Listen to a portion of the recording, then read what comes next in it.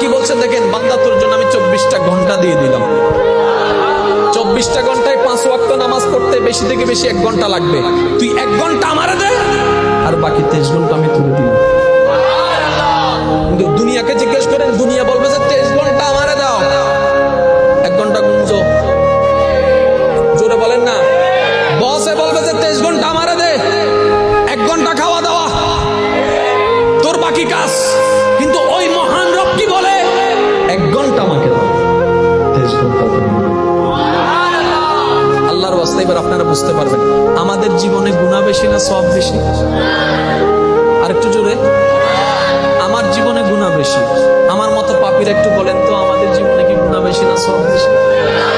আমার মা বোন শুনছে হয়তো, ওনারাও হয়তো আমাদের সাথে একমত যে আমাদের জীবনে সওয়াবের তুলনায় গুনাহটা একটু বেশি।